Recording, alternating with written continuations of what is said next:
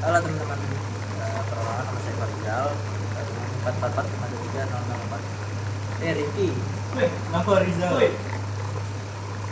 membuat itu tidak baik loh, Kenapa tidak baik kali itu?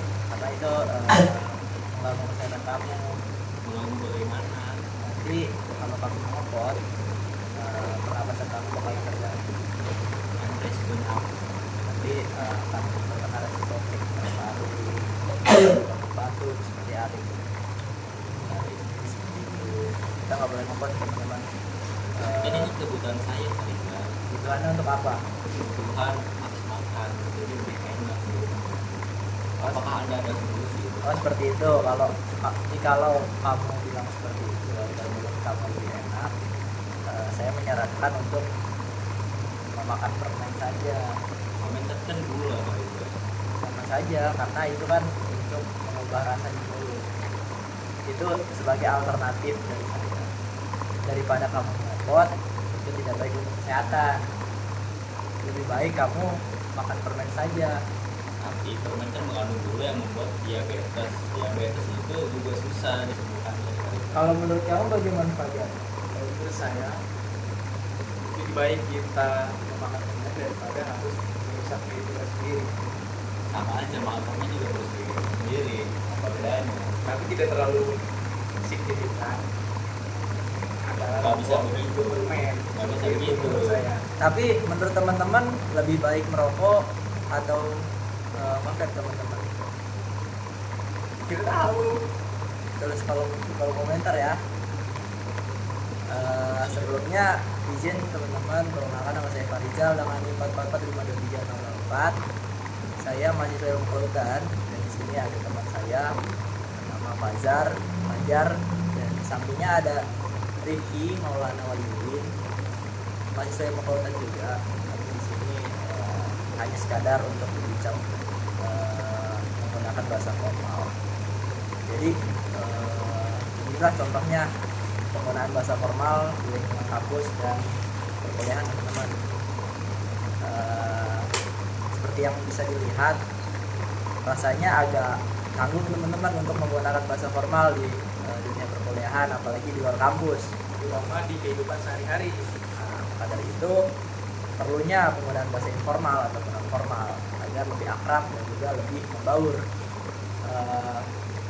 Penggunaan bahasa formal itu penting, namun hanya dalam keadaan tertentu saja, seperti saat sedang seminar, saat sedang presentasi di kelas, saat sedang berbicara atau public speaking di banyak orang. Namun untuk penggunaan di kehidupan sehari-hari ya seperti ini terlihat canggung, namun kita juga berusaha mencoba untuk menggunakan bahasa formal agar lebih terlihat sopan di depan orang. Jadi bagaimana hari ini Rifki? Tadi kita selesai selesai field trip lapangan di Karangatung. Perasaan kamu bagaimana? Perasaan aku campur aduk ya hari ini. Iya. Yang pertama senang sih bisa bertemu dengan para nelayan, kemudian saya tanya terkait kehidupan di sana.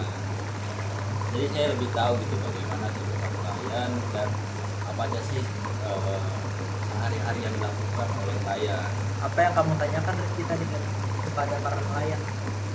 Yang saya tanyakan kepada para nelayan adalah tentang pendapatan, kemudian tentang ukuran kapal, jenis tangkap, operasional, selain itu juga tantangan yang dihadapi oleh nelayan ketika sedang operasional seperti itu.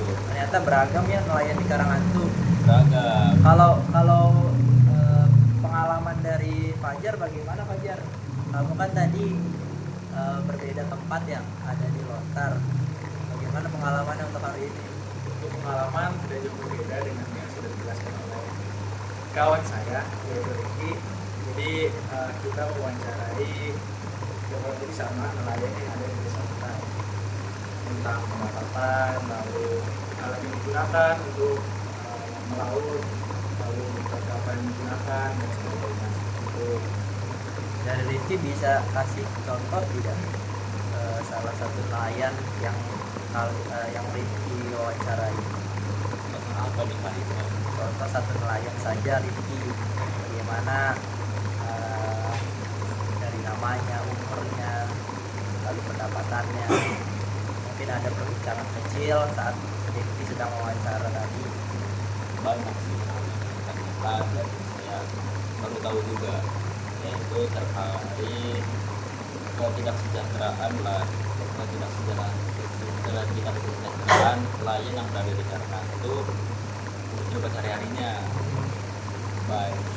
Banyak nelayan jika pulang ke laut bukannya malah untung dan bisa memberi makan para keluarga di rumah, itu malah untung, terutama harus nombok kayak misalkan lokal laut. Dan untuk puasa juga kadang katanya ada aja yang kena banget gitu, misalnya yang nggak mau rugi. Itu saya perlu tahu gitu tentang tantangan tersebut. Ya, ternyata seperti itu ya teman-teman. Masih banyak nelayan yang belum sejahtera teman-teman, bahkan di lingkungan kita, di lingkungan sekitar kita, terutamanya di wilayah Karanghantu dan Lontar.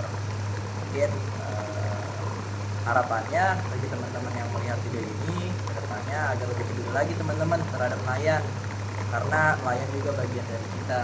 Nelayan juga perlu memberikan nafkah kepada keluarganya. Nelayan tidak sepatutnya ditindas teman-teman, karena nelayan merupakan rakyat kecil yang perlu kita bantu. Mungkin percakapan singkat kita akhiri di sini teman-teman.